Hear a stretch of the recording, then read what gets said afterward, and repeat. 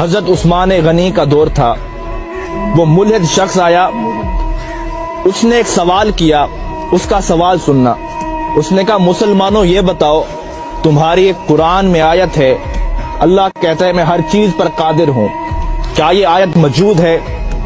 تو سب نے کہا ہاں یہ آیت موجود ہے۔ اس نے کہا پھر سوچ لو۔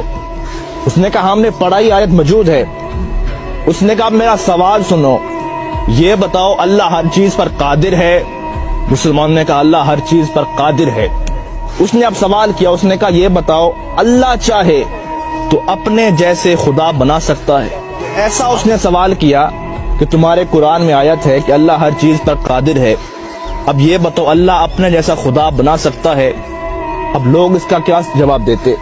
اگر کہتے ہاں تو توحید خطرے میں تھی، اگر کہتے نہ تو قرآن خطرے میں تھا۔ لوگ بڑے پریشان ہوئے، آخر فیصلہ ہوا اس شخص کو قتل کر دیا جائے۔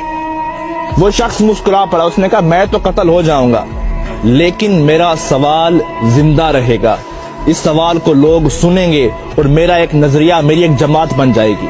فیصلہ روک دیا گیا، اسے قتل نہ کرو۔ آپس میں بیٹھے عالم حضرات، لیکن اس کا کوئی جواب نہیں بنا۔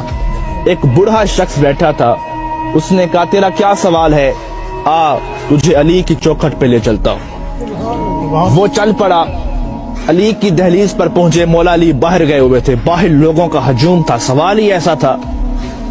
مولا علی شیر خدا واپس آئے، دیکھا لوگوں کا رش تھا، آپ نے پوچھا کیا وجہ ہے؟ اس نے کہا یہ غیر ملحد شخص ہے، خدا کو نہیں مانتا، اس کا ایک سوال ہے۔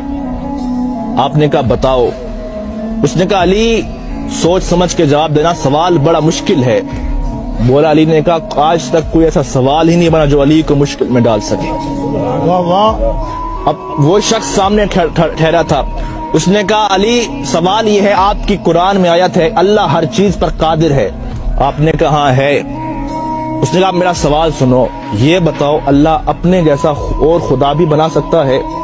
مولا علی مسکرا پڑے، کہا اس سوال کے لیے تم نے مجھے باہر بلایا، اب اس کا جواب سنو۔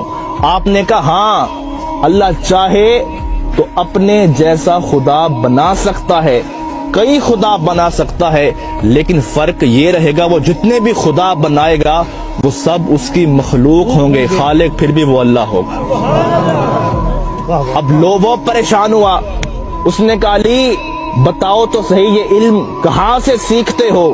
ابھی ہمارا سوال ختم ہوتا ہے، آپ کا جواب آتا ہے، بتائیں تو صحیح یہ علم کہاں سے سیکھا؟